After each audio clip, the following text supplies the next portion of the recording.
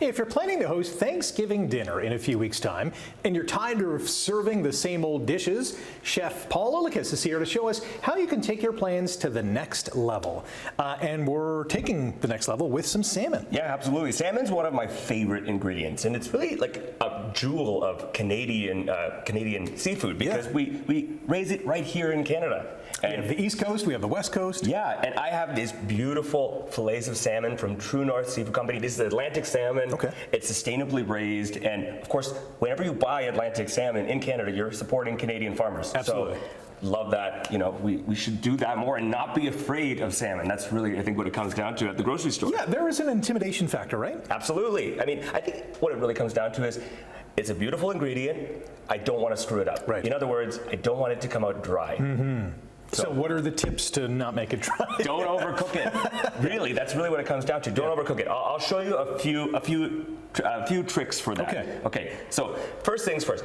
I love to bake it whole, low and slow. Okay. One of the easiest ways to overcook something is to slap it with really high heat and then just like leave it in there too long, because if it gets too hot, it's going to be overcooked. Okay. So I have this whole piece of salmon here, and I'm just putting a little bit of olive oil. I'm going to do this very, very simply. Okay. Olive oil. A little bit of sea salt on top, and then a little bit of pepper. Over the shoulder for good luck, yeah. Yep. And this is going to go into, I mentioned low and slow. This is it. Wow. You could rub that a little bit, use a brush to rub it, or you can just use your hand. I like to cook with my hands, of course. Just get right in there. And then I'm putting this into a 325 Fahrenheit oven, so quite low, for about 20 to 25 minutes. And here's the real secret. If you don't want to overcook something, if you don't want to take it past that temperature where it's going to be perfect, use the right tool for the job. Yeah. So I'm always preaching, use a meat thermometer. People often say, you can use that for fish. You could use that for baked goods. Why not? I'm going to put that right into the center, into the thickest part. Okay. And then into that oven. This stays on the outside, and then you can gauge the temperature of that fish as it cooks. You can even set it to have an alarm so it beeps when it hits that temperature. Okay. And then it comes out and it's the perfect temperature on the inside. Okay. And it will continue to cook a little bit.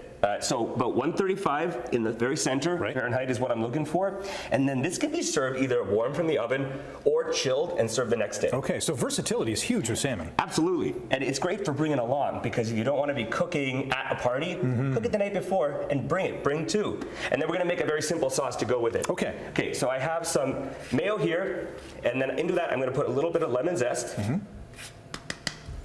then I'm going to just roll this and add a little bit of juice. And do you want to add this? I've got some chopped dill here. Okay, do you want the whole thing? Yeah, that goes right in. And then some capers here. Great with salmon. And some people don't like whole capers. Right. You know, they could be a lot in the mouth. So I chop these up very finely. Okay. Those go in. That adds saltiness and brininess. And then some milk to thin that.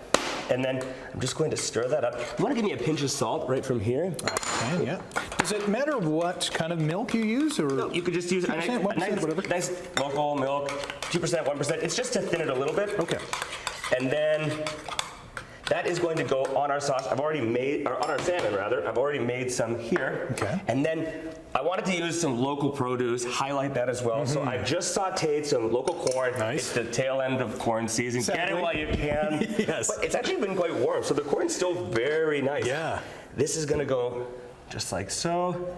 And this is just corn, onion, chard, seasoning. some onions, seasoned very simply. Garlic, sea salt, and then at the end a little bit of butter. I just sliced it off the cob before I sauteed it. Nice. And it makes a very nice bed for a piece of salmon. And I like to just flake the salmon off like so. You see how beautifully that is cooked? Yeah, wow. That goes right on top just like that. And I'm gonna give you a nice piece as well. Okay. Just nice. like that. Oh, I get the big bowl. Yeah. I'm not gonna complain about that. And then a little bit of this sauce right on top. Please. So this is a caper and dill sauce. We got a minute. Caper and dill sauce. I'm gonna give this a taste. And it can also be made the night before. Just let it sit a little bit. Maybe a little bit of dill on the top there for garnish. Oh, wow. A lot of flavor, eh? That is sensational. And it goes so well with corn as well. Corn, dill, garlic, salmon. What do you think about the capers? I love capers, number one. I'm a big anchovy fan. I love salmon, so yeah, that's a home run.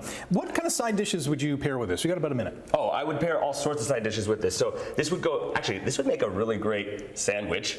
The next day as well. It would. Kind of like almost like a fish and chip sandwich, but instead of like you could put maybe some crumbled salt and vinegar chips in the bun with that sauce. You could also serve this with polenta. You could serve this with a rice pilaf. You can make a very nice salmon salad with this. Yeah.